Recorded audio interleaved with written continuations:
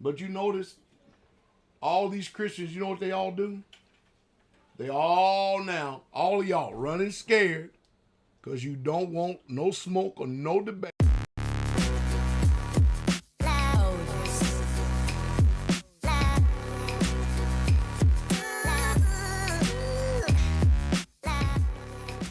I do my best to try to kind of be discerning, use discretion when it comes to speaking with certain people.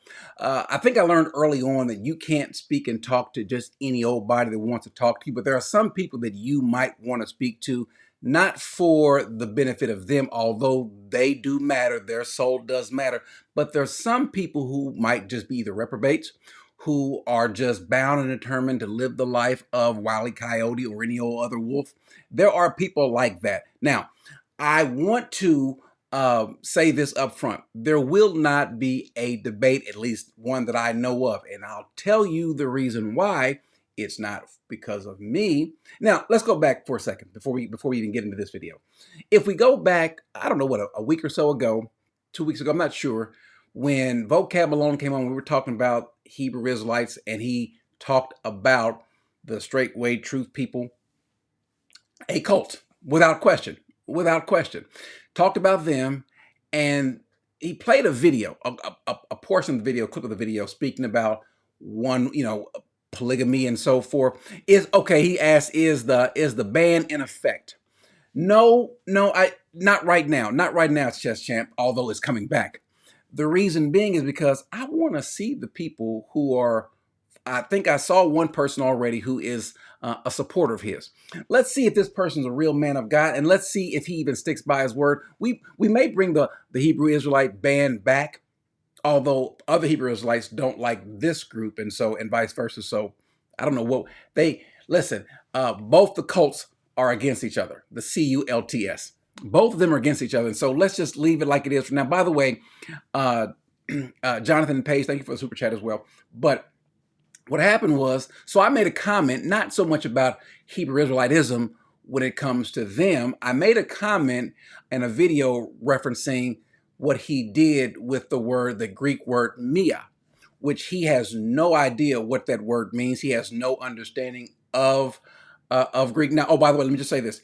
If they are being belligerent, if they're being how other Hebrew Israelites have acted in the past, well, then by all means, go ahead and ban them for that. But if they're on their best behavior and they're going back and forth having a healthy conversation, that's fine. I'll let you moderators, you do you. If you feel like they're unbearable and they're causing a disruption, well then fine. But I want to see how they're going to defend their fearless leader. And I had to pray about even covering him again. Now, this will be the last time I cover him. This will be the last time I cover him, and I'll tell you why in a second. But I covered him because I wanted people to see, because when I want to bring up something about a particular false teacher or a false teaching, even if the person is a sound teacher, but I think they're wrong on this, I'll use the scriptures. Thank you, Michael. I use the scriptures to show I think this is wrong. And so he uses this scripture in, we'll look at it again, 1 Timothy 3:2, where he states that, let's see. All right. He states that the word mia means first.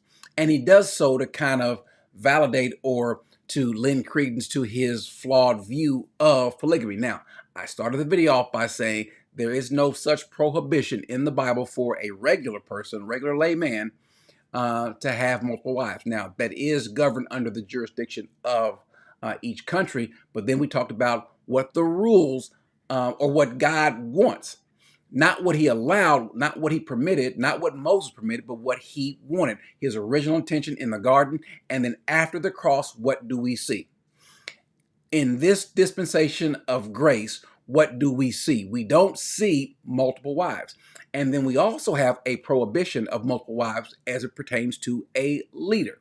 And so I did that. Now, in that video, you'll notice there were two, if you go back and look at the live chats, I think I still have the live chats up.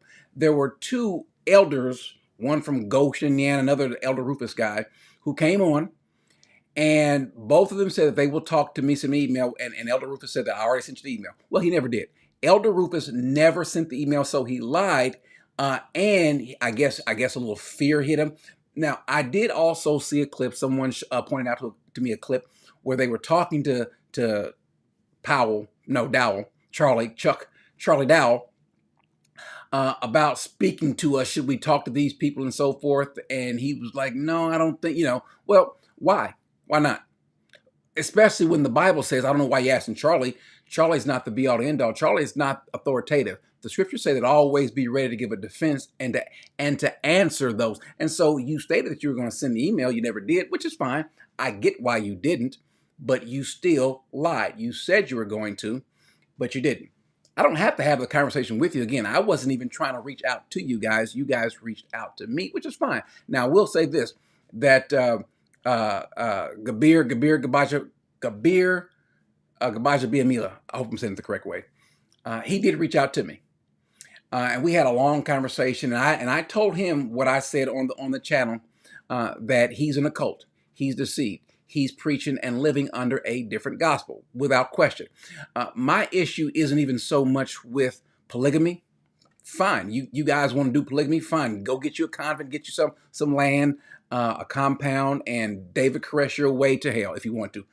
That's not my issue. My issue is not polygamy. I'm just pointing out how he used or misused, either unintentionally or intentionally, the Greek word to give a defense for his flawed view. We'll cover that word mia in a second, and then I stated that if you could disprove that, and they could not disprove what I'm saying. And I told Gabir, I said, neither you nor do any of these other folks even understand Greek. Now, he thinks he does. He runs the Strongs and even says that we ought to look at the Greek, but he does not do that. He absolutely does not do that. Now, after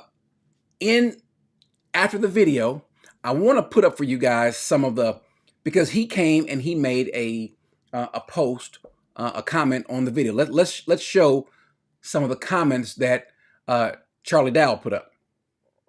He states, I promise we ain't running. I promise we ain't running from nothing. And he calls me a soft man. He calls me a soft man. Okay. Now, again, I think a grown man doesn't have to lead with insults. A grown man doesn't have to insult another man to make his point. He hadn't been where I've been, and what he has done is he surrounded himself by football players, bigger men, and he feels emboldened because they don't get it, they don't understand, they're lacking in biblical understanding, and so they follow him, and so he wants to insult me. This is not the person that you insult and think that you're going to get something out of. I'm not moved by that. I'm not moved by that at all. But you say you're not running, and what did you do? You gave the impression that you were going to contact me or do what have you. You said we ain't running, but that's what you're doing. So I want to put it back up. This is what you said. You said, I promise you, we ain't running. All right. And then look below. He says, another liar using my image and likeness. You are a nobody, and you're just seeking a platform. I'll come back to that in just a little bit. Is that the same one? Let me make sure I have this. This is the same thing. I think this is the same one. Yeah. Yeah. Matter of fact, what he says later, he says what he'll do, he'll make easy work of me or easy work of this. But he after a couple of days of thinking about it, this is after I had a conversation with Gabir. And I told Gabir, I said, give him my phone number. We don't have to have a conversation publicly. We can have it privately. We can do it just like you and I are doing. And I'll give Gabir his props because he did call me. And Gabir he said, well, listen, you got to go slow with me because I don't get it like you get it or understand like you get it, which is fine. And I worked his way through to show him that the Greek word that's used there is not the word first. And I'll explain it again for the straightway people in the back to hear.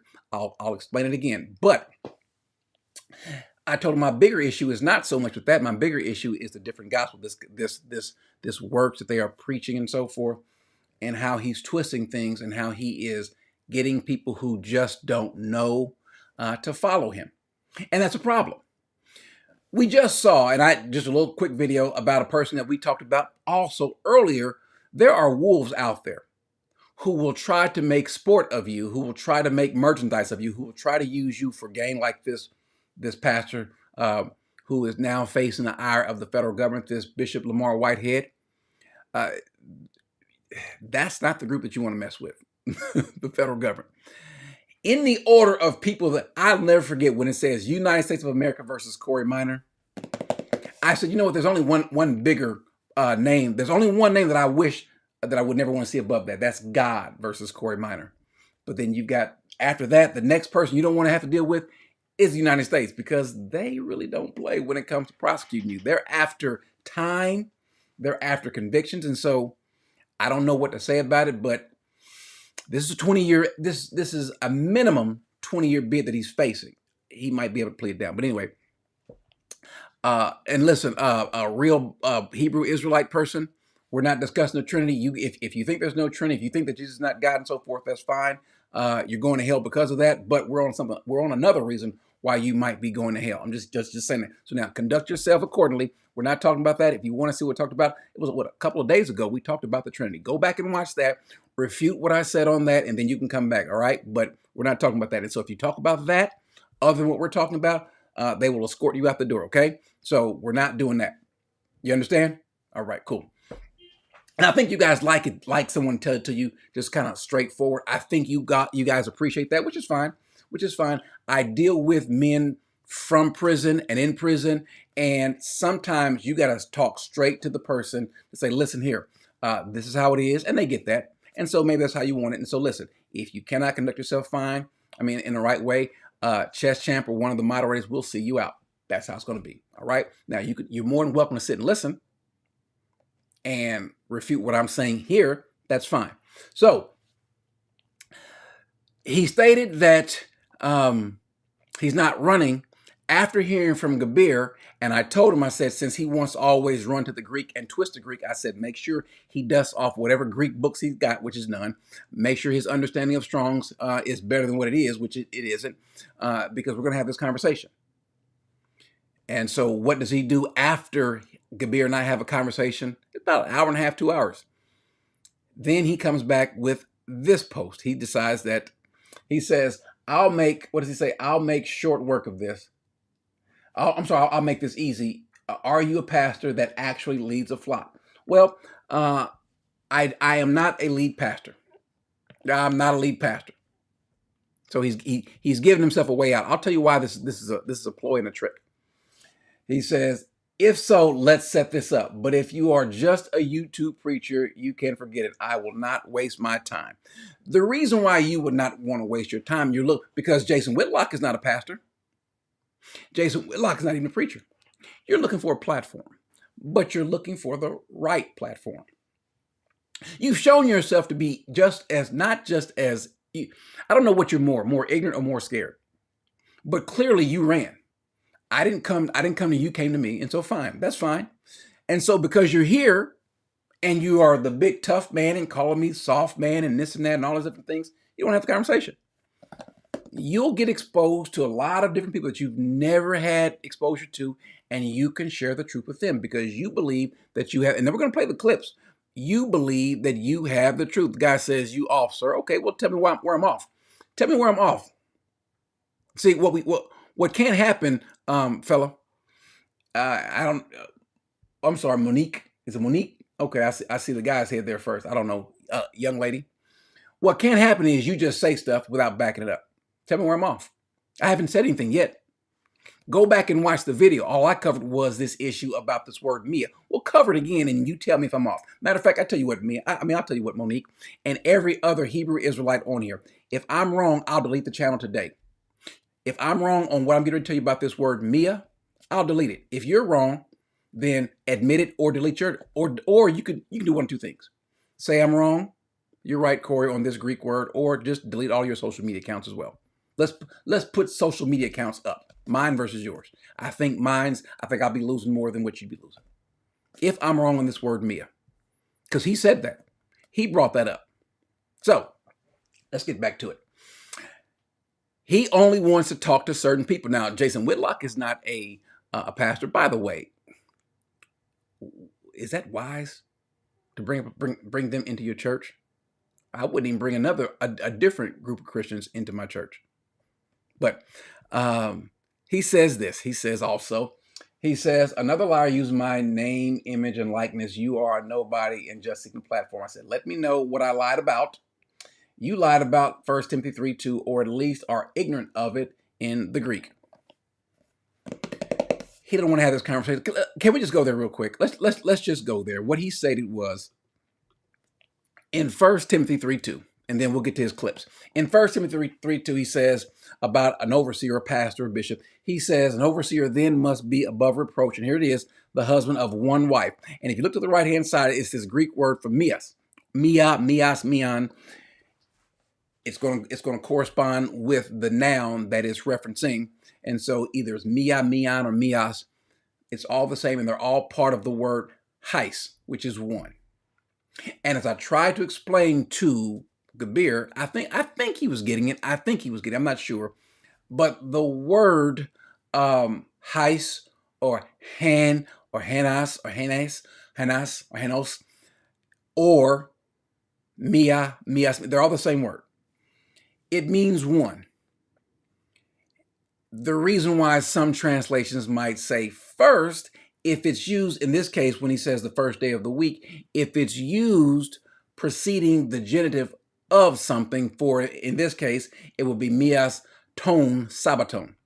So it'll be one, the of the, that's ton, the genitive of the sabaton, of the 7 days. One of the, now, if it's done that way, that's not good English. Now, a Greek reading, understanding person would get that. They would get that. But we don't speak that way. And so when you translate something from any other language to our language, what we have to do is we absolutely have to make it make good English sense. If I'm going from Spanish to English, I've got to make it make good English sense. Are you with me? It's almost like if you say something in English and then try to make it fit Spanish, but well, you got to make the Spanish fit right. Are you with me? And so the same thing with Hebrew and Greek. And so one of the 7 or one of the week, and the way you put it is the first day of the week. That's all. It doesn't mean first. And the reason why he says that is because he wants to back up his infidelity. He wants to back up his adultery, because he says that this person that's leading must be the husband of one wife. He says this one must mean the husband of the first wife. Well, but again, if we go to Matthew chapter 19, verse 3, that can't be the case either, because he says that for this cause, this is Jesus speaking, a man shall leave his mother and father, and the two shall become, and the same word there is mia. Is it the two shall become one, or the two shall become first? The exact same word. Well, it could not be first. It always means one, but if we're going to translate in English, we might go one or first, whichever makes sense. You're right. He did not challenge him, and they knew what they were doing. They knew by going to Jason Whitlock, first of all, their plan was to bum rush the studio and to show up there and to kind of force their way in. And so Jason let them in. And so now people are talking about them, because he was saying, hey, we've been trying to get a debate with you guys for the longest. Now you want to talk to us because you barged your way in. And so now, okay, fine. Let's have this conversation. Let's make quick work of you. Let's make quick work. That's exactly what it is, Joseph. It is twisting scriptures. Now, we know that the Bible speaks against this in terms of this new dispensation under what we've got now. The Bible speaks about marriage. Paul does, and I don't know what they think about Paul. I don't know what they think about the scriptures. I don't think they think highly of either one of them, to be honest with you. But 1 Corinthians chapter 7, verse 1, now concerning the things about which you wrote, it is good for a man not to touch a woman. Well, they'll tell you that a man should have multiple wives, but Paul didn't. Jesus didn't. Peter didn't have multiple wives. As a matter of fact, we're not even told what the other apostles, if they were married or not. We don't know. They may have been, they may not have been. We just don't know. But Paul makes a statement, it's good for a man not to touch a woman. But he says, because of immoralities, each man is to have what? Hutu, his own wife. And each woman is to have her own husband. Paul is saying each woman is to have his. I know Peter was married, but it didn't say that if Peter had multiple wives, if John had a wife at all, if Bartholomew or Thaddeus or if they had wives. We only know about Peter's wife, and we don't know about his singular wife. And we know that Peter didn't have multiple wives because then Paul would be saying, Peter, you can't be an elder, you can't be a leader. So he says, but because of immorality, each man is to have his own wife. Are you with me? And each woman is to have her own husband. The husband must fulfill his duty to his wife. And by the way, the word for wife here, the word for wife is singular, not plural. But again, what does this matter to a person who is ignorant of the scriptures? I'm not being insulted, but he doesn't know the scriptures. He clearly doesn't know. And so he talks about that the wife does not have authority over her own, the wife does not have authority over her own body, but the husband does. And likewise, also the husband does not have authority over his own body, but the wife does. And so he says, stop depriving one another except by agreement. So the point is, we're talking about one man and one woman.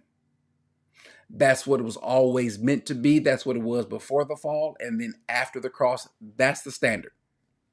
And so if a person wants to say, hey, you know what? Polygamy is not outlawed. Fine, have that. I know being a pastor is. And so him being Pastor Charlie Dow, Chuck D, Chuck Dow, you have violated the pastor and you are unqualified. Forgetting the fact, though, you're also unqualified in some other areas. He says, let's go to this. He says, he must be the husband of one wife. We cover that. Temperate, prudent, respectable, hospitable, able to teach. Well, we cover the able to teach part. He failed that. Not addicted to wine or pugnacious, but gentle, peaceable, free from the love of money. Now let's get into it. Now, he makes these statements that we don't want to have this conversation. We don't want to, what does it say? We don't want any smoke. This world has been so used to of looking at the fairy tale line religion of Christianity. Now, by the way, let me say this also. I could have, but I did not because I wanted to sting with you and sit with you. The man has no problem with using profanity whatsoever. He doesn't care if a child is watching or not. He has no problem. So you are going to hear some profanity. That's him. He is as Neanderthalish as they come for a man. It's like talking to a 56-year-old man with the disposition of a 17-year-old kid. It really is. How you look? Y'all call us a cult. We say you're a cult. We can prove our indictment against you, but you can't prove against us. All you have is just accusations and slanders because you're unwilling to come to the table. True. We definitely are willing to come to the table. You don't have to come to some radio station. We can set this up live stream. We can do that. Matter of fact, contact you. You want to have a conversation with Jason Whitlock? Okay, we'll let Jason Whitlock moderate this thing and let the entire world see how horrible you are with the scriptures. The fact that you are running. And I don't usually say this about people, but you are running. I've never even said the other people that I've challenged before who want to cast every other demon out. I've never even said that they're running. I mean, I've implied that, but you're running because you said we're not running. Okay. What'd you say? No, we're not running, soft man. Okay. And debate on these hard subjects. You know what would happen to your Christian church if we try to go and tell your pastor or tell one of you, you're going to open up the doors of the church and these Israelites going to come in and we're going to sit there and have a debate over biblical marriage. See what happens. Now, what he wants to talk about 90% of the time is going to be biblical marriage.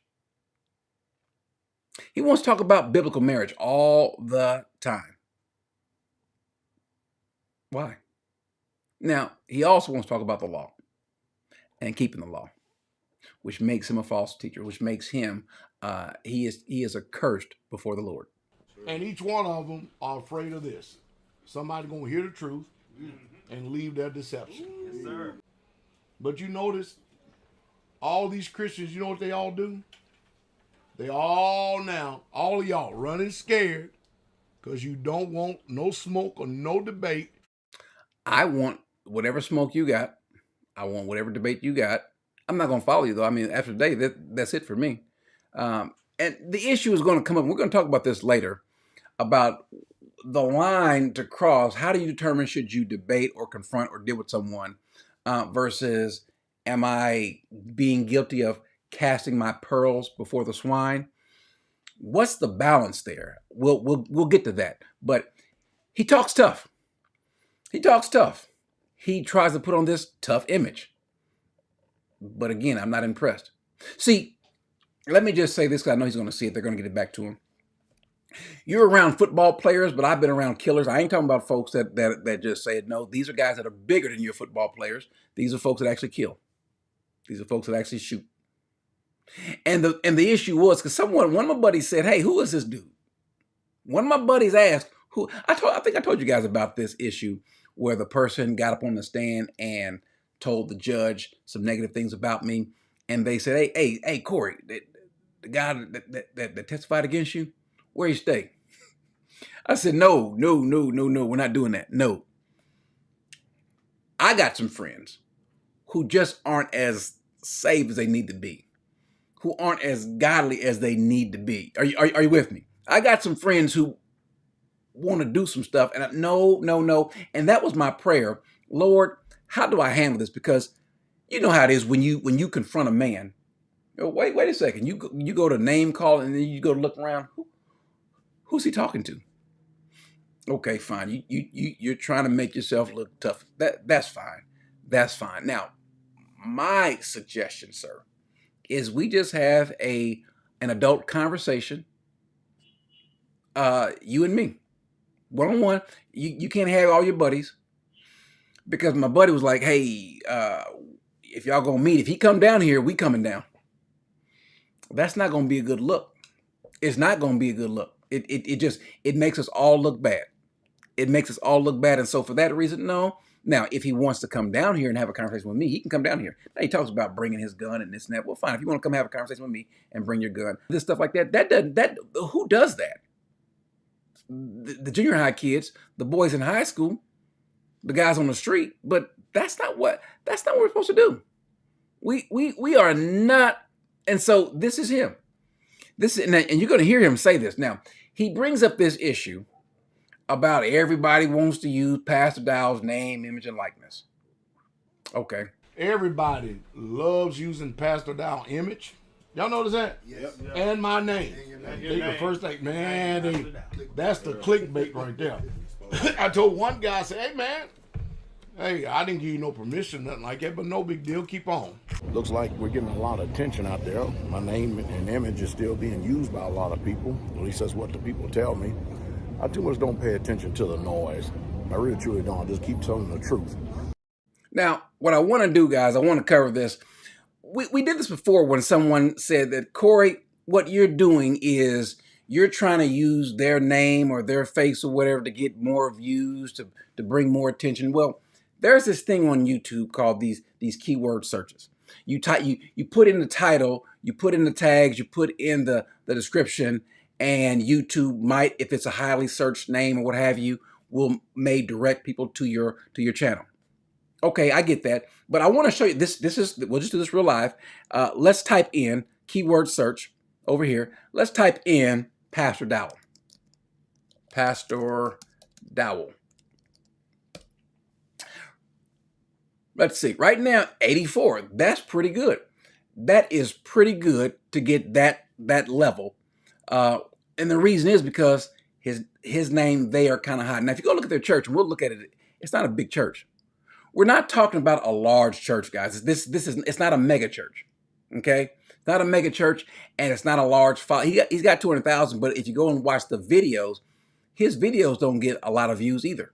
It's not like he's getting 50,000, 100,000 views per video. So there's some folks that have some interest in what he's saying, what have you, but it's a small number, which is also a reason we'll talk about in terms of who to have these conversations with, what have you. But that's his name. His name generates 84 on a, that's pretty good. That is pretty good. What if I just did my name? Let's see what my, and nothing special about me, but do I need to use it? Well, wait, what would you look at that? I do believe that 94 is better than 84. So if that's the case, just putting my name up versus his name will get a lot more.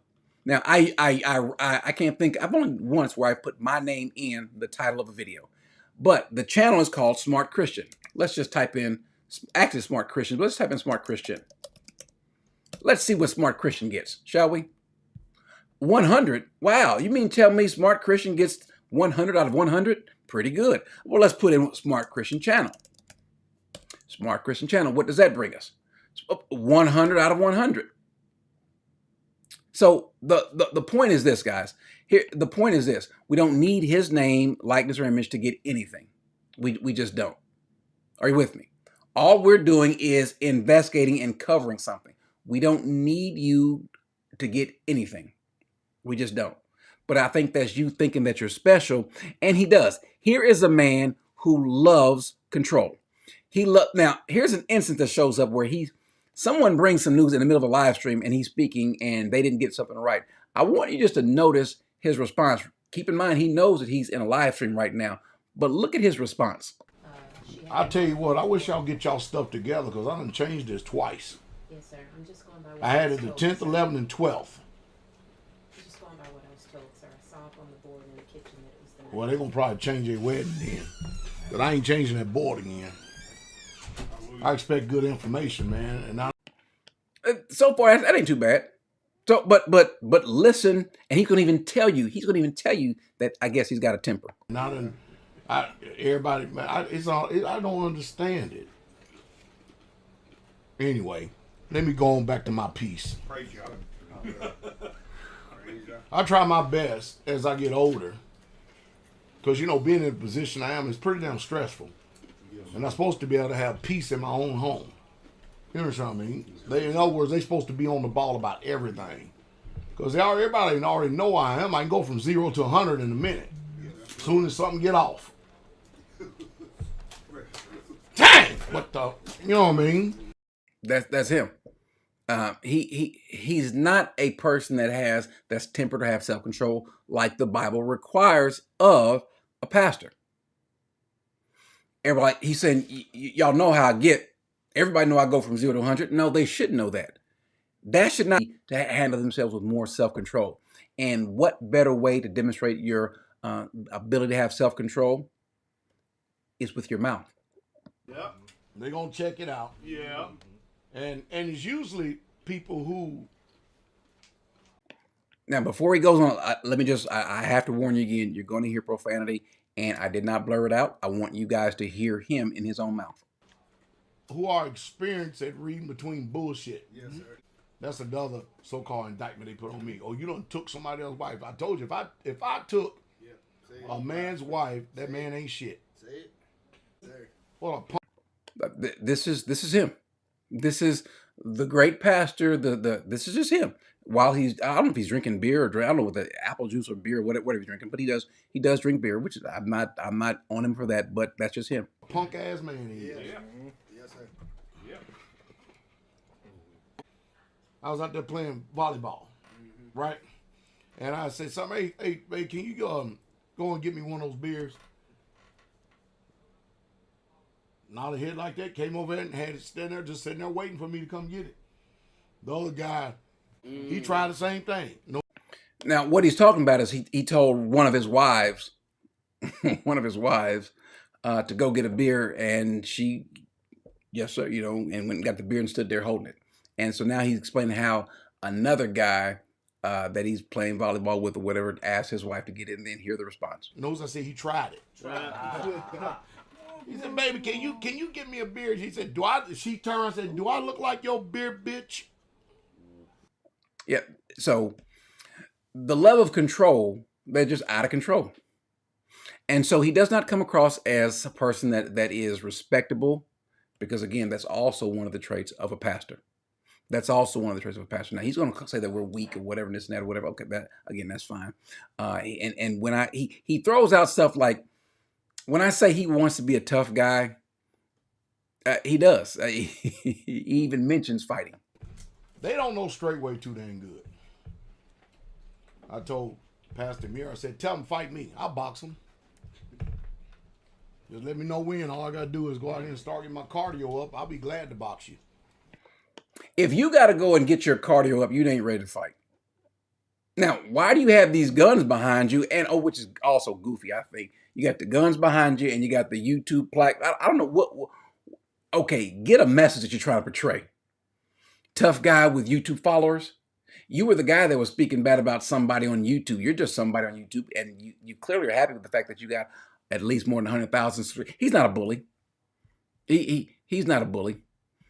You know how I know he's not a bully? I've seen bullies, been around them. Bullies in prison. That's not him. Matter of fact, I would even dare say that the men that follow him, they don't display the same characteristics of being tough guys like others. I mean, like these guys. These guys, how you follow this man tells me something about you as well. Well, first of all, it tells me that you have no ability to read the scriptures, at least for yourself. But he wants to fight. Okay. And I'm 56 years old. Y'all think I'm kidding too? Shh, boy. And if not me, bro, Lee be glad. He probably be glad to knock some dust off too. And I'm a little bit different than everybody else. I wish you would get in the ring with me, boy. And no referee. You already know how to say it. When I first saw it, I said, you know where my mind went. I'm the kind of person, who you talking to? Which is, again, this is why I had to pray. Listen, I'm old. I'm not as old as he is. So I can say it back, sit your old tail down. You're not getting ready. First of all, you're not going anywhere and talking that mess by yourself. So stop it. And you're not supposed to. He said, let me at him. Somebody said, let me at him. This is silly. No, he's not. I don't think it's directed at me. Although he's called me some names. I won't say the name that he called, but he's called me some names. But that's fine. I don't think it's directed at anybody. I don't think he is directed at anybody. I don't think so. Maybe it is. But you keep a football player around you. Again, these guys got an NFL pension. These guys got things they're worried about or whatever. They are not going to put that in jeopardy. Again, I told you, we're not meeting with them. You ain't bringing your buddies to me because my buddy wants to bring his buddies. Now my buddy's working on his salvation, but his buddies that's coming with him, they ain't saved. And yeah. So this is what we're seeing though. And again, his biggest issue is still going to be this issue of polygamy. Now we're going to go through the scriptures like we're supposed to, but it is shocking. It is shocking that someone who calls himself a man of God would act this way. Can you show me the preacher, the leader, the elder, the prophet, the apostle in the Bible that acted this way? You can't. Yeah, Rachel, he's a madman. He's egomaniacal, and he's figured out a way to get these other men who don't know much to follow him. They don't want this smoke. But we hope that they come and get some. See, what I want to do is I want to go into their churches down in Nashville and have an open debate with Jason Whitlock moderating. Me and Pastor Muir. You understand what I mean? Let's go straight into the temple of Aphrodite. No, that's how you do it. Same way we went to Ron Young's place. No, you got a place, go right in your house. So he wants to go to somebody's church. First of all, What pastor with any sort of sense is going to invite them to their church? Why? Let's say if I am Baptist and I want to invite the Methodists, I'm not going to invite the Methodists during the service. You can come and listen, but we're not having a discussion during the service. No, that's not how that works. You got this little militant style or whatever, and you want to go in and march on some. I tell you what you can do. Can I give some suggestions for all of these guys that want to go march on somebody's venue? I've got a few suggestions for you. If you want to go meet somebody because you care about the men, you care. Now, I also want to direct you this. When you finish watching, there's a link in the description that also comes with some other links. It's about the brother Gbaja Biamila. They did an article on him in SI in Sports Illustrated. Go and check it out. I didn't finish reading it. I'm going to go back and finish reading it, but they're concerned about him, about these men showing up with guns. Two of them got arrested and so forth. About some of the women there complaining about physical and sexual abuse and so forth. I can't validate it. I'm just saying what the article was saying. But obviously you get that with this tough guy bravado stuff or whatever, and how you treat the women and how you want the women to not just be submissive, but subservient, to be lower than, less than. But if you guys are that tough and you want to show up, and you know what, you can show up in full force. Matter of fact, you can take the Sakari Hebrew Israelites, the GSM, GM, whatever they're called. You can take the IUIC. I got a place for all of you to go to. You all meet up together. It can be a meet and greet. You all can go. How about you won't? Because I don't think you will. I don't think you guys will blitz or bum rush a mosque. I'd love to see you guys do that. I got a feeling. I just got a feeling. If you go to their mosque, I got a feeling they're coming back to see you. It might just be one. It might be two. I don't think you want that smoke, literally. How about you guys go and march around and go blitz a police station? Matter of fact, take your guns.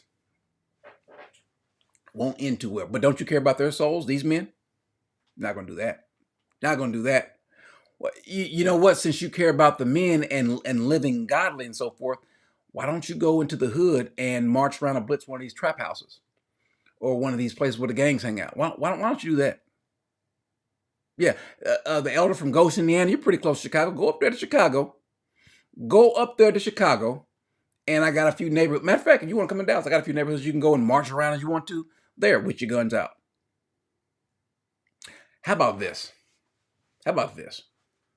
Why don't you go to one of these far right militia outposts? Why don't you go talk to them? But you're not. What it is you're trying to intimidate people. And again, I don't think that you're really, I don't think you are worth the time, because first of all, you have a horrible understanding of the Bible. I told you before that every now and then you come across someone that's going to say something absolutely stupid. And when I say stupid, that is the... Guys, let me ask you a question. I think I've done a pretty good job when I've lined it up and I said, you're going to hear something stupid. You're going to hear something ignorant. You're going to hear something that's just South Oak Cliff. Take you to 2nd Street. Take you to Fair Park. I got some spots for you. But you're going to hear something stupid. I think I've done a pretty good job if I set it up that it's delivered. And we've heard some dumb things. We've heard some silly things. The guy who said that when God spoke to Adam, he spoke to him, and Adam didn't have a body when he spoke to him. Yeah, or that Jesus, the whole 85% of his life was out of order. Are you guys willing to hear another stupid thing?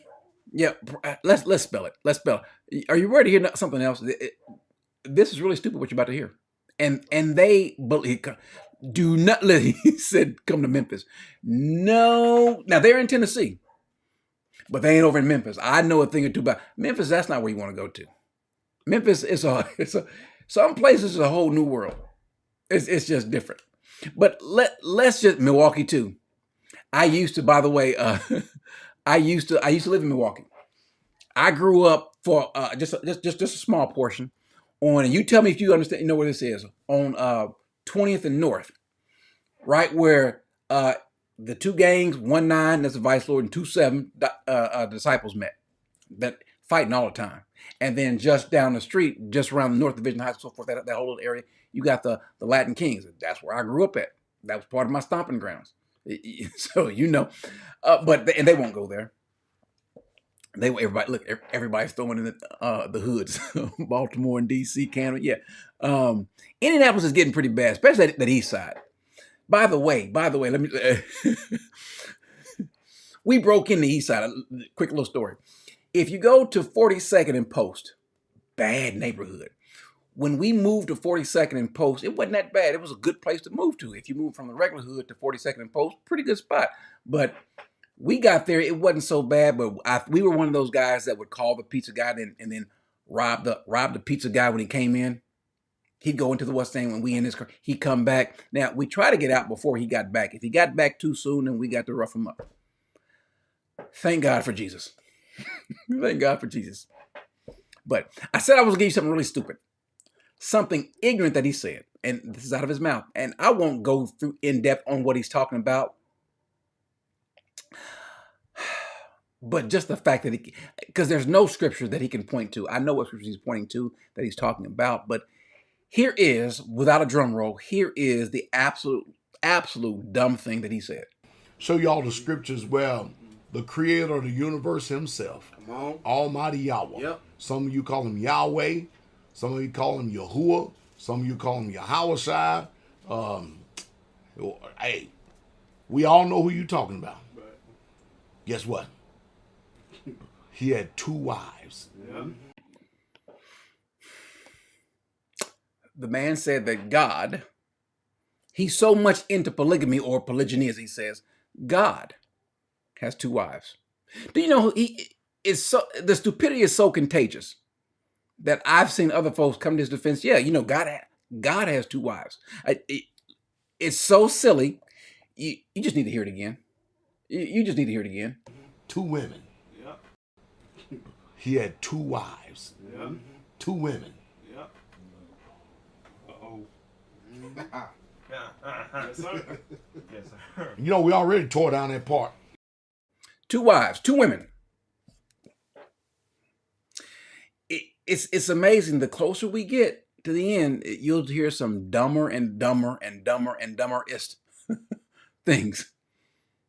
That's what he said. He said that. But when you're a cult leader, you can say whatever. Now, you can't, there's no such thing as a good cult leader that either doesn't claim to be God, claim to be Jesus, or have a visitation, or that God has spoken to them. And so he also has claimed that God spoke to him as well. We're doing fine. I mean, really fine. And one day I was in the garden, working in the garden. And When was this? I think it was like 2007, something like that, maybe 7, 8, somewhere along in there. I heard in my spirit, make yourself known. Because I know when the Most High is speaking. He's only appeared to me twice. But I know the Ruach when he's speaking, or the Holy Spirit. And so I would take, if you see the old videos that are up there on YouTube right now, those videos that are old, those videos are like from 5 years previous. And I just would throw them up because YouTube can only give you 10-minute sections there. I just throw them up there. And so a little time passed and then it thundered in my mind. I said, make yourself, I mean, really one of these fearful, trembling things. The Most High don't talk. I'll do all the talking. He gives you a knowing. You know what he's saying. So I started speaking about things that I know because I do a lot of reading, a lot of studying, a lot of education, I'm self-educated, self-taught. No, sir. No, sir. No, don't say that. You're not self-educated. You're not self-taught. You're not taught. You're not educated. You are severely lacking in understanding. Now, this guy says, let's go, Israelites. Okay, let's go. Let's go to the scriptures. How about that? Now, the question is, why even waste time with this person? And I won't. The issue is, though, if the opportunity comes to where I can expose someone or warn them or alert someone, then, because what's happening is we've got people that are looking for something. This is why this is so important. This is why it's so important, because there are men that go to these little cults, the Hebrew Israelites, whichever sect of that cult you go to. The reason why they go to it is because they may have seen somebody else, or they use it as an excuse, a supposed Christian leader who's doing something wrong. And the problem is us as actual believers, we're not calling them out. We're not calling them out. And what happens is if we call them out, I can do that, Just Jam. If we call them out, then what's going to happen is someone's going to come back and say, who are you to judge? You shouldn't say that to these people. Who God says, judge not, right? And so the problem is when we want to warn people, there are people that will go and attack us for warning against what this wolf is doing. And then again, the world's biggest problem that they have with Christians is we don't govern our own like we should. That's a huge, and we're supposed to. We're supposed to, and we don't. And so because of that, we give people even more of a reason. We give people even more of a reason to impugn the name.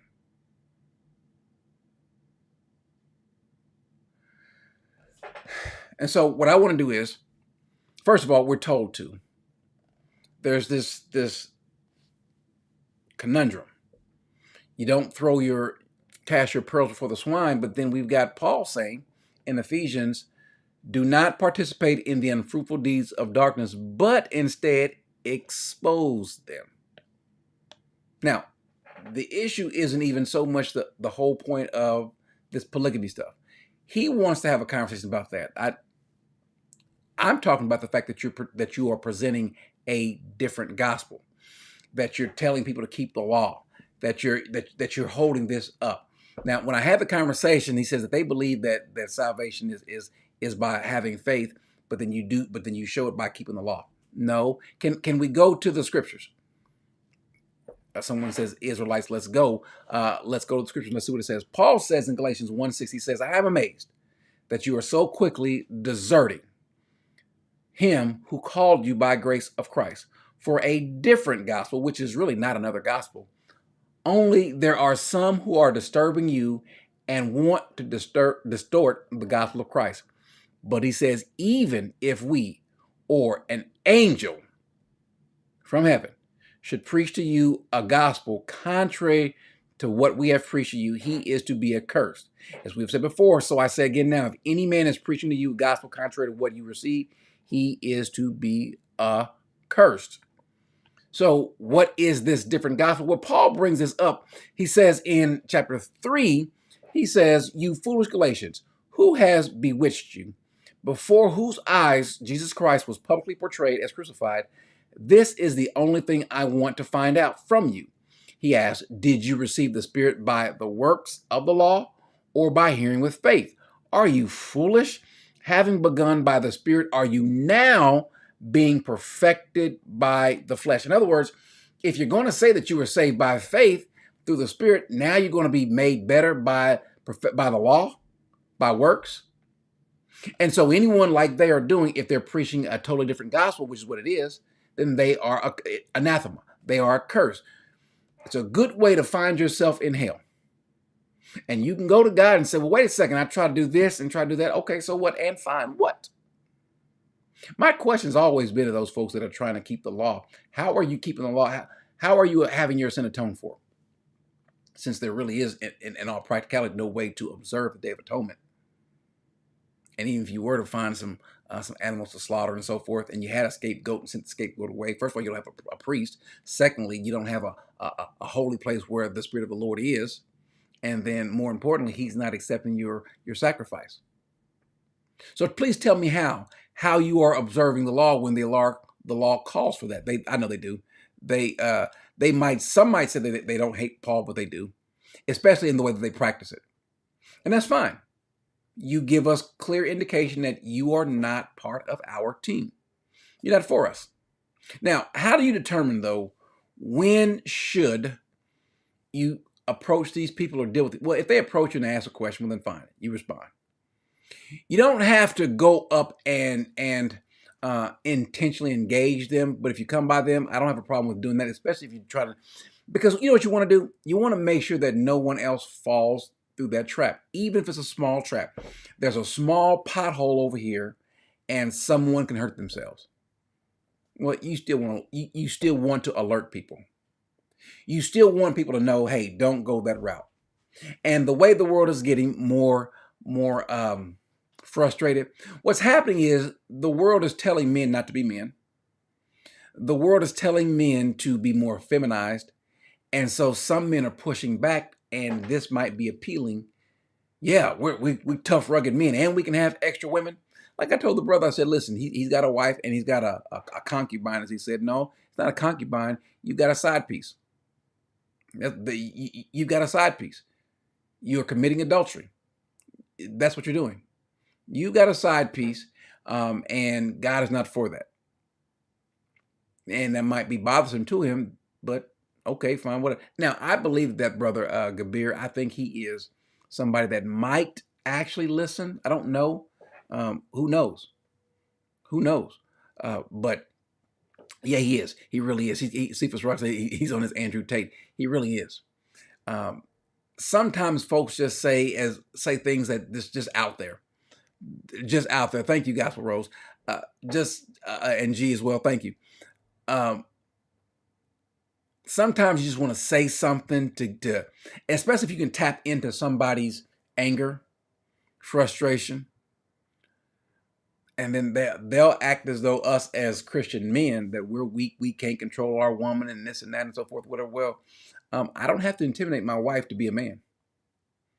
I don't have to. Now, I run my house, but I listen to my wife. The Bible does say that we are to submit to each other. Now, in the end, who's responsible? Me.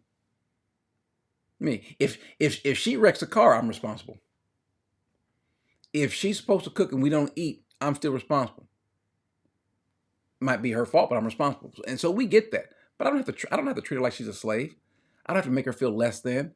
And I don't have to create. I can promise you this, because he was telling me how I don't understand polygamy because I didn't grow up in that society. So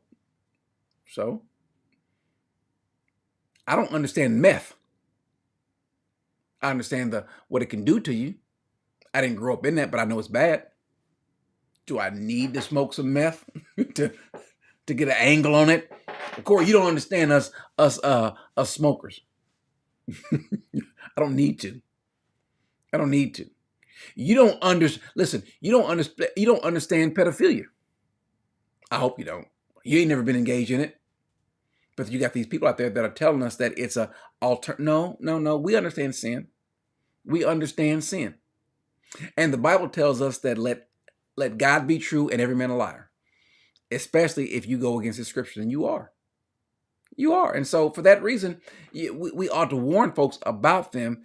And when you see someone that is actually hurting them, I'm not going to debate you, Kevin. Why? Kevin, Kevin, let me ask you a question, because you're not paying attention. Are you a Hebrew Israelite? And then what exactly would you debate me on, Kevin? Answer me this question. What would you debate me on, Kevin? Let's hear from you.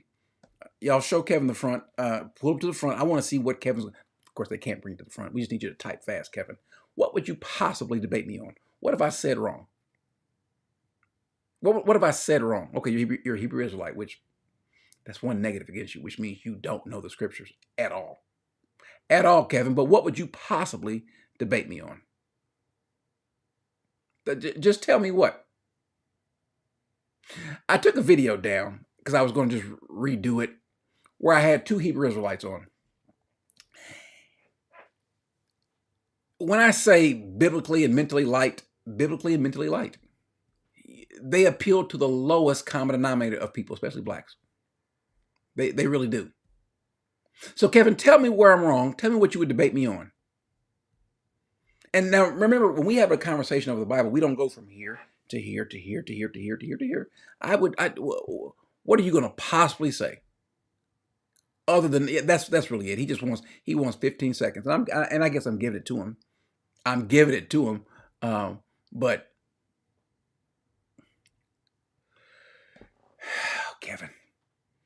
Kevin. So Kevin is saying the law wasn't done away with. Okay. All right, Kevin. Okay, Kevin. All right, Kevin. I'm trying to decide, do I show you or do I just go ahead and just put you out? Because we've covered this before, but Kevin, just because I love you, brother, I think that you are redeemable.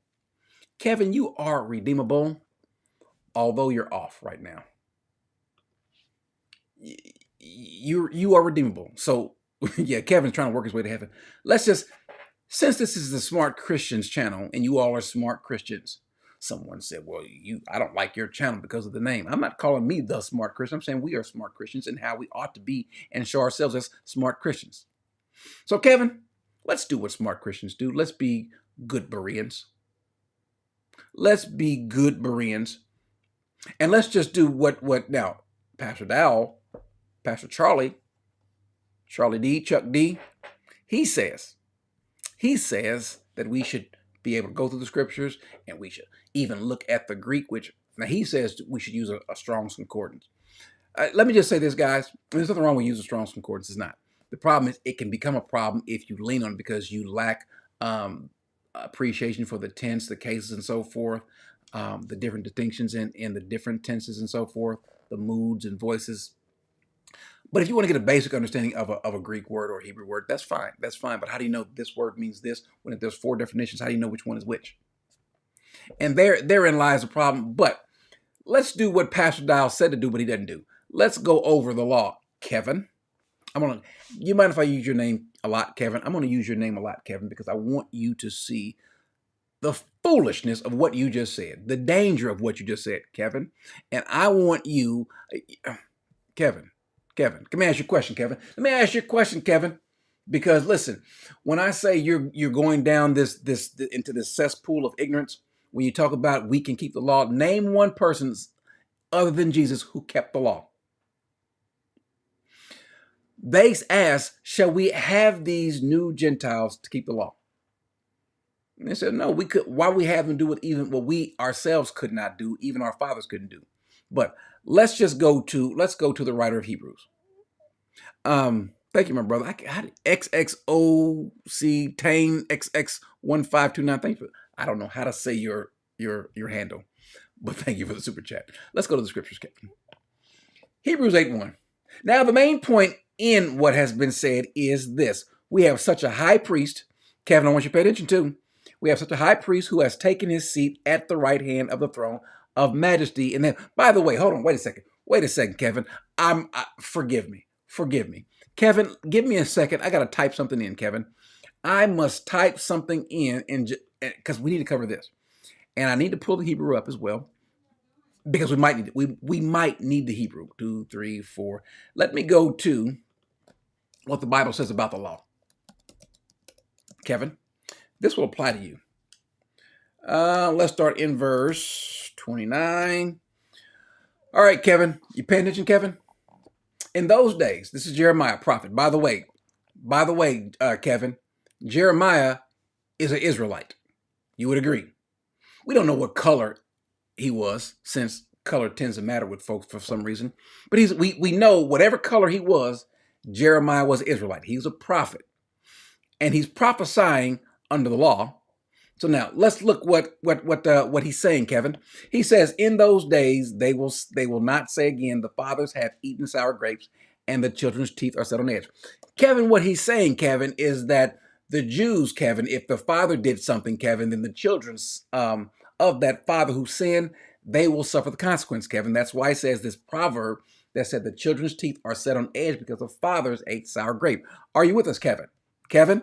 Long as you're with us. Verse 30, but everyone will die for his own iniquity. Each man who eats the sour grapes, his teeth will be set on edge. So he says that the day is going to come, Kevin, when this proverb won't be true. And man will not have to pay the penalty for what his father did. Are you with me? Let's look what he says, Kevin. Verse 31, behold, the days are coming, declares the Lord, when I will make a new covenant with the house of Israel and with the house of Judah, not like the covenant which I made with their fathers in the day I took them by the hand to bring them out of the land of Egypt, my covenant which they broke. Kevin, Israel broke the covenant.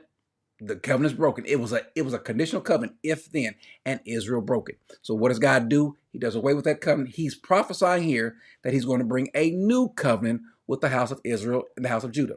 Are you with me? Now, let's go back to, where was I at? To Hebrews. Where am I at? Did I untype that? I think I did. I think I typed over, but it's no problem. There it is. Okay. Let's go back to Hebrews, Kevin. He says, now the main point in what has been said is this. We have a high priest who has taken his seat at the right hand of the throne of the majesty in the heavens. A minister in the sanctuary and in the true tabernacle, which is the Lord pitched, not man. Which the Lord pitched, not man. For every high priest is appointed to offer both gifts and sacrifices. So it is necessary that this high priest also must have something to offer. What he's doing, Kevin, Kevin, stop typing. Kevin, stop typing. You cannot listen to me if you're typing. I might give you a chance to respond, but Kevin, you got to listen. Because the book of Hebrews is written to Jews, right? Jews who are used to the law. The problem is, Kevin, is they couldn't keep it. And in their mindset, wait a second, here comes Jesus. This sacrifice was made, but what about keeping the tenets of the law? There's our problem. Let's continue, Kevin. This is only for you, Kevin. Now, if he were on earth, he would not be a priest at all, since there are those who offer gifts according to the law. According to the law, we don't offer gifts according to the law. He says, who serves a copy of and shadows of heavenly things, just as Moses was warned by God when he was about to erect the tabernacle. For see, he says, that you make all things according to the pattern which was shown you on the mountain. But now he, that's Jesus, has obtained a more excellent ministry as much as he is also the mediator of what, Kevin? What does that say? A mediator of what, Kevin? Mediator of a better covenant, which has been enacted on better promises. Look what he says. For if the first covenant had been faultless, Kevin, you know what first covenant we're talking about, right? The old covenant, the law. Paul says in Romans 10 that Jesus completed the law, finished the law, telos, 1 Corinthians 10:4.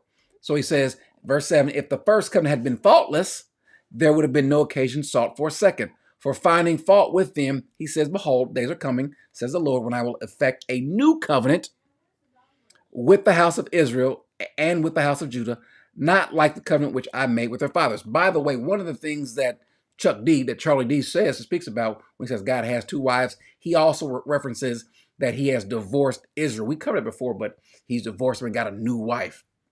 Anyway, going back to this, verse 9, not like the covenant which I made with their fathers on the day when I took them by hand to lead them out of the land of Egypt, for they did not continue in my covenant, and I did not care for them, says the Lord. For this is the covenant that I will make with the house of Israel.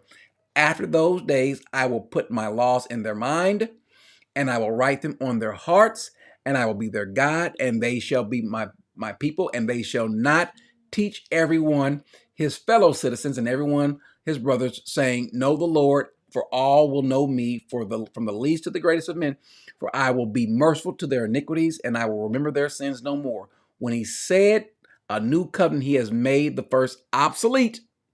That means it's over with, Kevin. But whatever's becoming obsolete, growing old, is ready to disappear. So, Kevin, and we'll go back to the scriptures, Kevin, because I know a lot of times you guys don't indulge in the scriptures, but he's gotten rid of the old covenant. Now, you can live by the old covenant if you want to. The beauty of the old covenant of the law, Kevin, is you can live by it.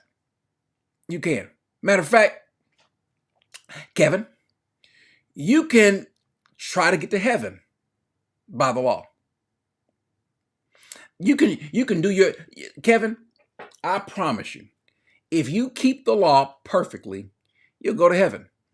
That is, if you're already perfect before you try to keep the law. But Kevin, we got a problem, Kevin.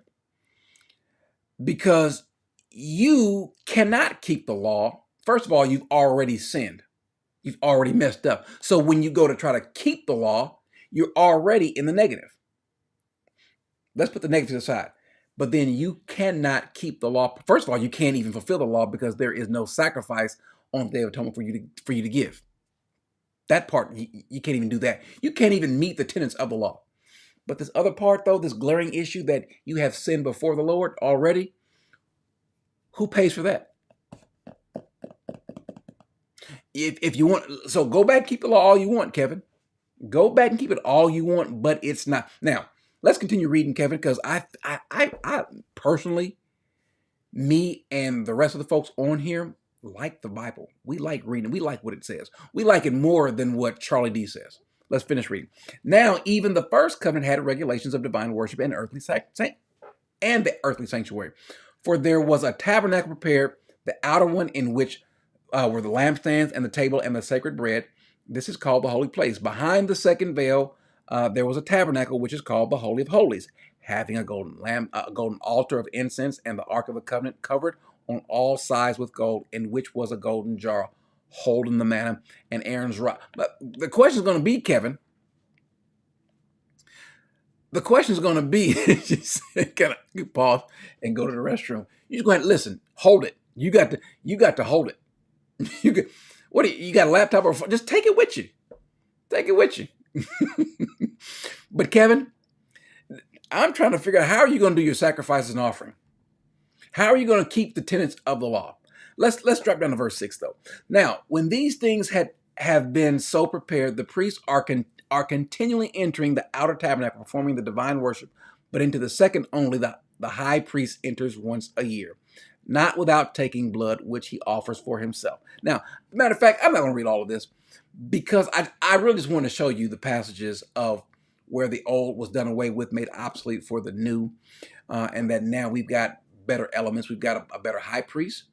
We've got a better scapegoat instead of the scapegoat. Then we've got Jesus as our scapegoat, where John says, look, the Lamb of God who takes away the sins of the earth. So he plays the scapegoat, and he is the sacrificial offering, the propitiation of our sin, the expiation, the halasmos in the Greek.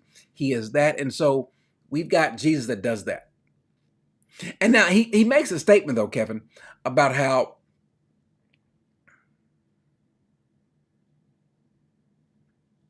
I don't understand what you just said. I have no idea what you're talking about, Kevin. But let me just say this, without getting too far into it. Let me just put this up, verse 15. He says, for this reason, he is a mediator, that's Jesus, a mediator of a new covenant, not the law, but a new covenant, so that since a death has taken place for the redemption of the transgressions that were committed under the first, the old covenant, the law, those who have been called may receive the promise of the eternal inheritance. For where a covenant is, there must of necessity be the death of the one who made it. For a covenant is valid only when men are dead, for it is never in force while the one who made it lives. Therefore, even the first covenant was not inaugurated without blood. What he's saying here, Kevin, is that the old covenant was inaugurated with blood, and it was finished with blood, and this new covenant for Israel and Judah was inaugurated with the blood of Christ.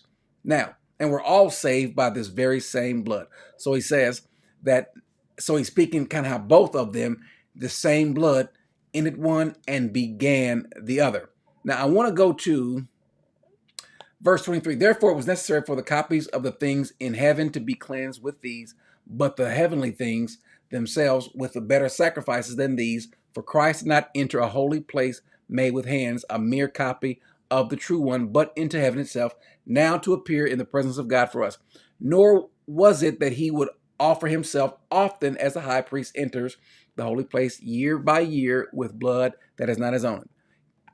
Kevin, this part is really important. I want you to pay attention to the scriptures. You're shaking your head, I know, but you're not paying attention. You're shaking your head because you don't get it, which we got that part, but pay attention, fellow. He says, he had to offer himself, the high priest had to offer himself year by year, but said in this case, as the high priest enters the holy place year by year with blood that's not his own. Otherwise, verse 26, he would have had need to suffer often since the foundation of the world. His point, Kevin, is that we don't have to keep doing these offerings. We don't have to keep observing this law, this year after year, this week after week, this ongoing thing of trying to keep the law, which we could not do, Kevin. He says, let's continue. I want to get to, you know what, let's go to verse 1 of chapter 10. He says, Kevin, for the law, since it has only a shadow of the good things to come and not the very form of things, can never, by the same sacrifices which they offer continually year by year, make perfect those who draw near. Kevin, I'm going to put this on the screen and I want you to read it for yourself.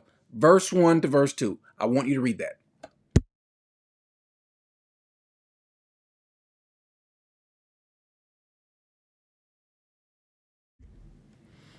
All right, Kevin, you see that? Keeping the law can't make you perfect. Keeping the law cannot make you perfect. You can try if you want. You can try if you want. But you're going to miss heaven. You're going to miss heaven by keeping the law. Now, even if you think you can keep the law perfectly, then that's how you're going to get to heaven.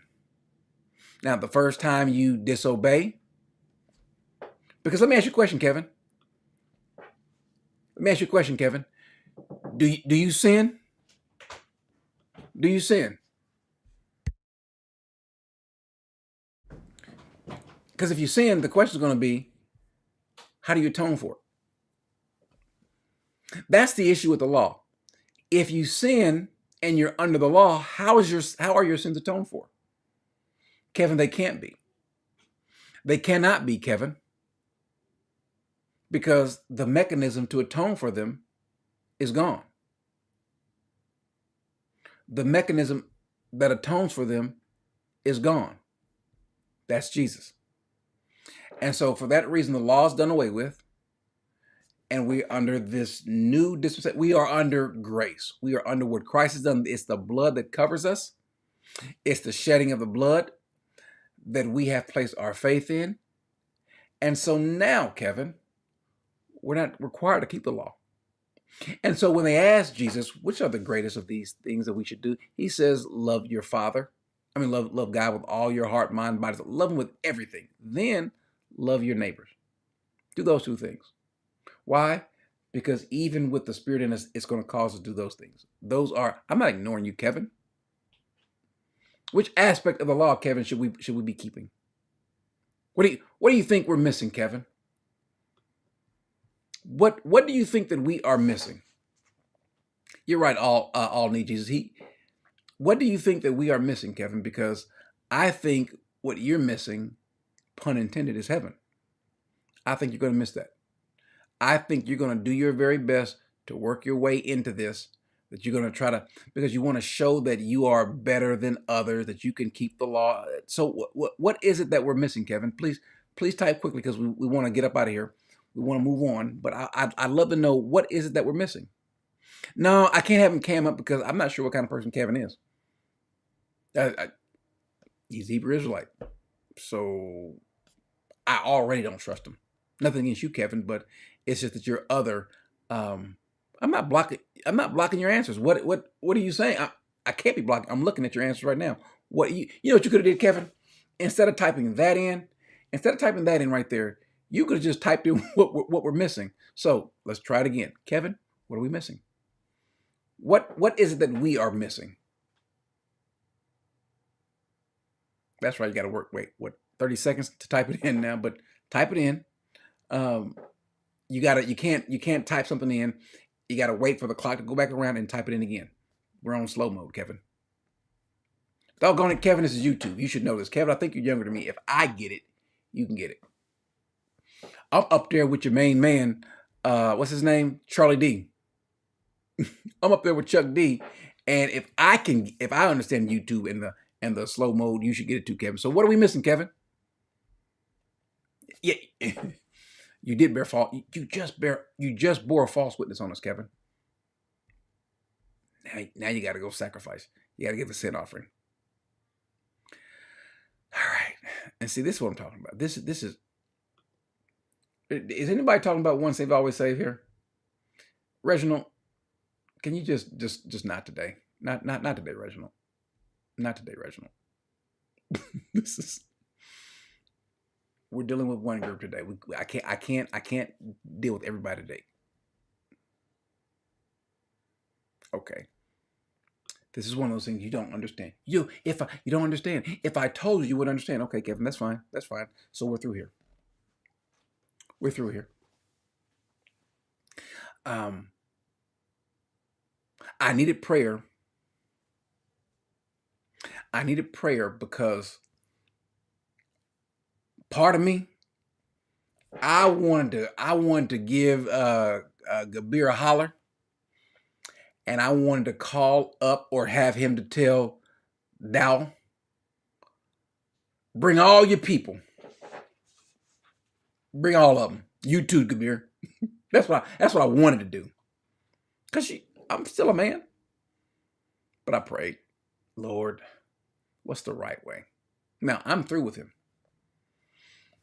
I think, this is just me, I think that Dow is going to hear that we're off of him. He's not going to say it out loud. But I'm through with him. No more exposure. I want people to know that this guy is ignorant. I think that it's what's the word? It's a, I don't want to say cowardice, but cowardice to come to the chat, do all that talking, and then say, I don't want to talk to you. You ain't worth my time. Okay, that's fine. I'm pretty sure I'm not.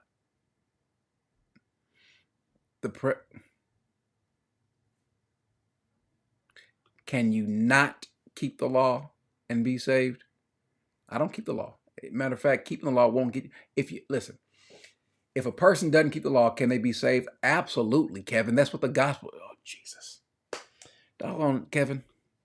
Kevin. You know what you need, Kevin? You need one of them big old big mamas. You need a grandmama. You need a grandmama with a switch. And then after she gets on you, makes you read the Bible. Yeah, just. Can I ask you a question, Kevin? Just yes or no. Yes or no, Kevin. If you gotcha, what do you, Kevin? You just listen. YouTube is the only thing that should be on slow mode, not your thinking, Kevin. Not your thinking, Kevin. So let me ask you a question, Kevin. Let's see if you got me. Let's see if you got me and all of us. Because maybe Kevin's right and all of us are going to hell. Kevin, anywhere after the death, burial, and resurrection, the gospel, do we see anyone telling us to keep the law? Does Paul tell us to keep the law? You might have an issue with Paul, but does Peter? You can't have an issue with Peter. Does Peter tell us to keep the law? Does Jude tell us to keep the law? Does John tell us to keep the law? Does James tell us to keep the law? The book of Hebrews is written to Jews. Does that tell us to keep the law?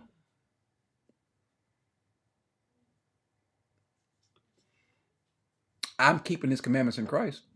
I'm keeping Christ's commandments. Yeah. Where's the passage where Jesus says go back and keep the law? Where's that at? Where is that? Now he got on the Pharisees for not keeping it. And then what you're going to do, you might want to go say, well, when he says to keep my commands, and you think that he's surely relating to the Ten Commandments, and he's not. All it just means for us to keep his teachings. And what is he teaching us? And so, yeah, Kevin, brother, we tried. And I'm pretty sure you think that you one-upped us.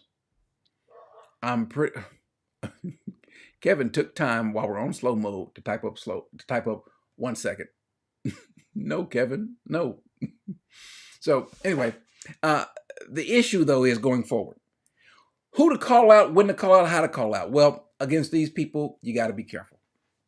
Because obviously you don't want to give them too much time, too much space, whatever. I'm probably doing that right now. But the guy is dangerous to the people that he gets in contact with. He is. Anyone. It's not just them.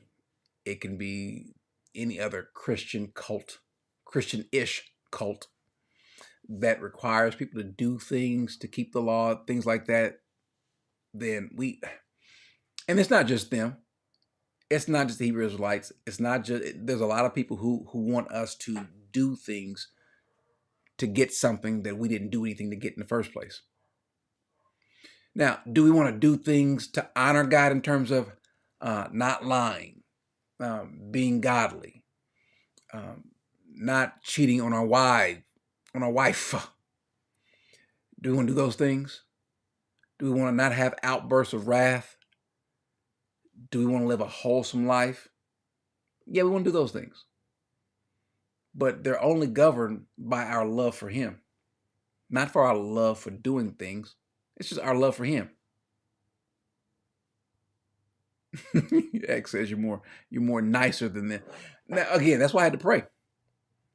That's why I had to pray. I want to get back at him. I want to get back at him. I want to say something.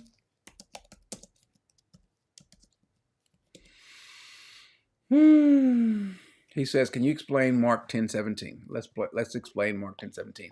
As he was setting out on a journey, a man ran up to him and knelt before him and asked him, good teacher, what shall I do to inherit eternal life? And Jesus said to him, why do you call me good? No one is good. Did you say Mark 10:17? I just want let me make sure that that's what Kevin said. Let's move back up before I continue. Yeah, Mark. Oh, Okay, I'm not going to read all the passages, but I think where you're going to is, matter of fact, I'll go ahead and read it. I'll go ahead and read it. No problem. He says, just so you won't think that I'm avoiding you. He says, you know the commandments. Do you not murder? Do not commit adultery. Do not steal. Verse 20, he said, teacher, I have kept all these things from my youth up. Looking at him, Jesus felt a love for him and said to him, one thing you lack.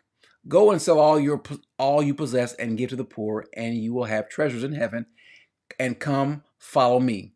But at these words, he was saddened, for he went away grieving, for he was one who owned much. Verse 23. Jesus, looking around, said to his disciples, how hard it will be for those who are wealthy to enter the kingdom of God. The disciples were amazed at his words, but Jesus answered again and said to him, children, how hard is it to enter the kingdom of God? It is easier for a camel to go through the eye of a needle than for a rich man to enter the kingdom of God. They were even more astonished and said to him, then who can be saved? Looking at them, Jesus said, with people it is impossible. With God, all things are possible. With God.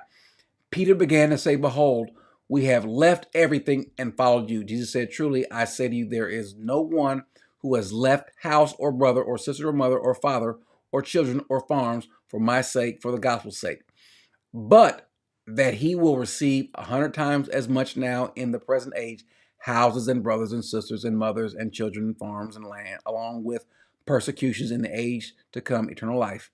But many who are first will become last. What in the world do you want me to read that for? Now, I read that to you. What? Is that us keeping the law? Tell me, before I leave this, tell me what to do. Because I want to humor you. I really do believe you matter. I do. Now, you might find yourself in hell, but it won't be for lack of us trying. So what was the point? What does that prove that we ought to keep the law? This guy kept it, and what was Jesus' response? You're good. You kept the law. Now, Jesus didn't say, yeah, you did. Yeah, you did. He said, I tell you what you do. Go and sell your stuff. Where's that in the law? Where is that in the law that says, go sell all your stuff? No, the point is in following him. So please tell us, Kevin, where does that pass? Where in any of those passages tells us to keep the law? Now 30 seconds have passed, so you better have this typed in pretty quickly, Kevin. By the way, how come it is every year and follow me? Well, Kevin, Kevin, where you live? Where you live, Kevin? I'm coming there. I'm not Big Mama, but I don't know how old you are. You look fairly young. You look fairly young because you got a hat on. The only folks that got hats on their heads with their little avatars are young folks and Seiko Woods. That's it. Because Seiko's afraid of his bald. He's ashamed of his bald head. But everybody else, you got a hat on. So I'm gonna assume that you're young. He said that's faith and law. Did Jesus say that? Did Jesus tell them to keep the law? Did Jesus tell? Doggone it, Kevin. Listen. Can I call you Kev? I feel like we're on that kind of relationship. Kev, I would love to see your test scores. I love to see what kind of grades you get. My daughter keeps on doing, girl, I would love to see your test scores, your grades.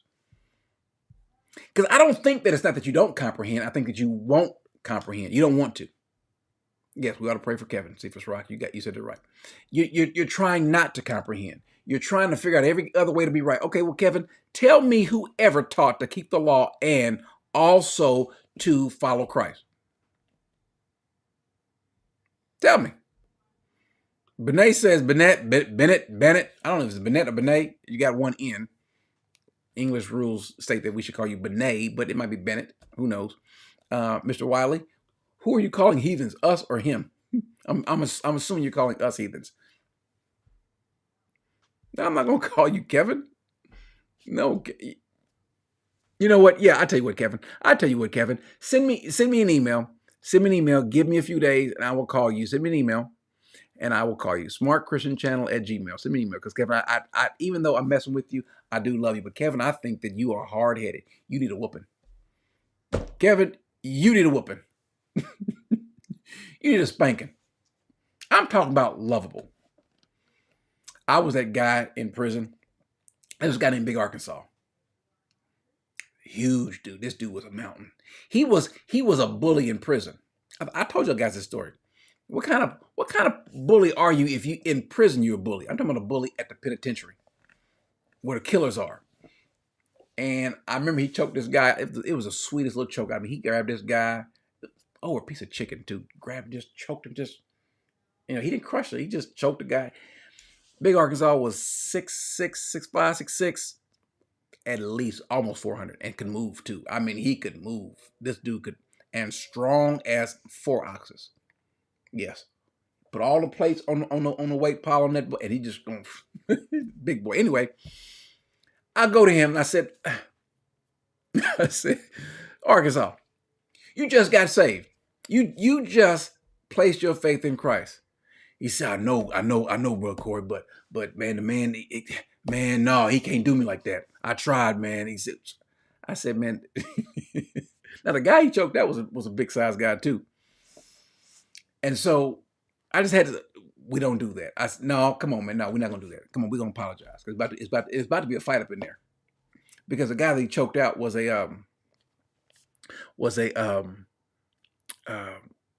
was he?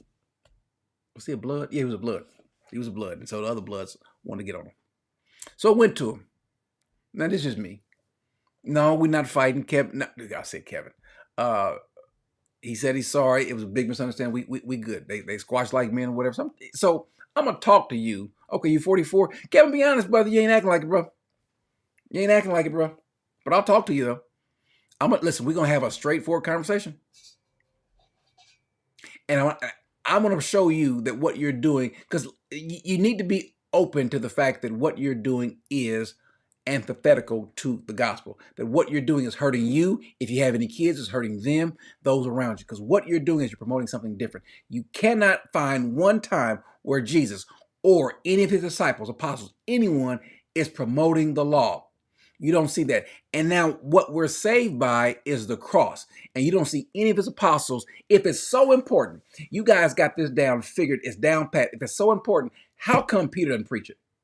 How come Paul doesn't? Paul says in Romans 10, Jesus was the end of the law.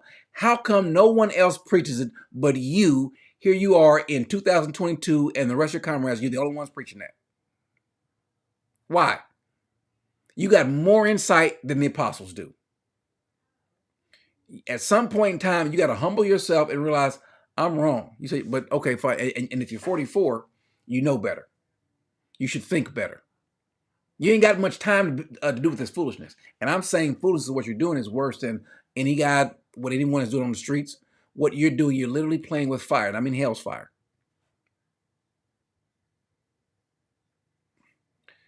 This is how stupid what you just said, Kevin. Now I'm debating about even calling you. I can prove Christianity is wrong in one chapter. What, in the Bible? Yeah, Kevin, we got issues. But I'm gonna go ahead and move on. But for the rest of us, when you encounter somebody like a Kevin or anyone else who thinks that what we're doing is wrong, you don't owe them anything. They have set themselves up as enemies, and so you want to be careful about giving them time and space.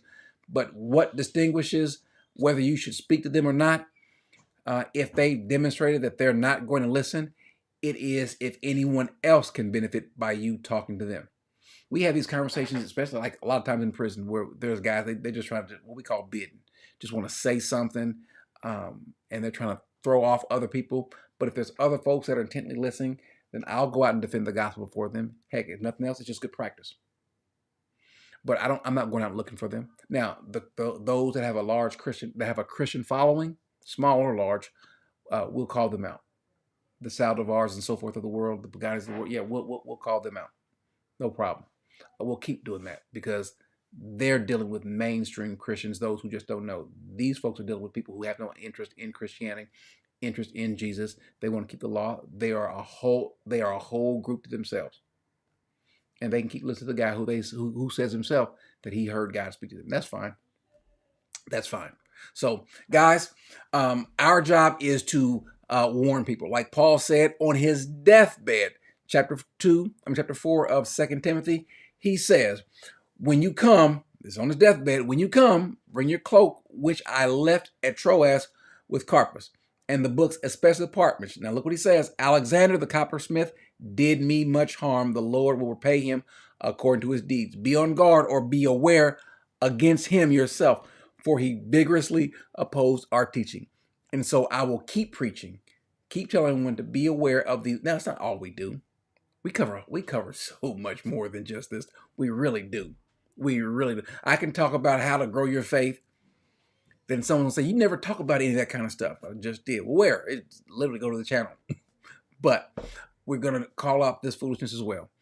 Kevin, brother, I don't mind saying this because I love you. You are in danger of hellfire. And anyone that listens to him, y'all avoid Kevin's teaching. No, I'm not reading anything else from you, Kevin. But I love you, though, brother. I do love you. I do love you, even as hot as you're getting. Because you're getting closer and closer to hell. But yeah, Dow equals Alexander. He is. Although I'm through with him. Charlie, I'm not talking about you anymore. So go do what you want to do with your wife and side chicks or whatever you want to call them, your other wives. May God bless you. May He bring you to actual truth. Those people that you have fooled, I pray that they get away. For the rest of us, we will keep fighting. We'll keep doing what God told us to do. And then in the end, we'll find out that we have served Him. Because the goal is to serve Him as much as we can, as best as we can, as hard as we can. And our goal is to try to save as many people, not us, but through our preached word from Christ. Our goal is to share the gospel with as many people, hoping that as many people will come to Him. That's the goal. And anyone in this area wants to hit me up, especially come January, February. If you want to hit me up, you want to go out. I've decided that I'm going back out on the streets with some people. If you want to hit me up, maybe in January, February, we can go out together. I'm not doing it in December. And January tends to be at its coldest. But if you want to come out with me, if you got the ability to heal and cast out demons and prophesy and so forth, you want to come out with me, come look me up. We're gonna go out and see who got the power. What's that group? What is that group from the 90s? I think it was 2 groups. I Got the Power. We're gonna go out there and we're gonna share real power. Now, if you think that you can talk these demons and these people out of them, fine. Come with me. Kevin, if you want to come out on these streets with me and preach the gospel, no, you can't do that because you're gonna mess it up. I can't bring you. I can't take you nowhere with me, Kevin. Okay. All right. One thing for sure, Kevin. I can read. I can read, and I know the Bible didn't tell me to do what you just told me to do. So anyway, guys, I thank you so much. Let's be diligent. Let's be sound. Let's be fighting, but let's be loving. Find someone that you can go to and share the gospel, even if it's especially if it's a family member. Because how many family members do we actually assume or just let them go away without sharing the gospel with them? What's the old song? Give love on Christmas Day. Let's do that. Amen.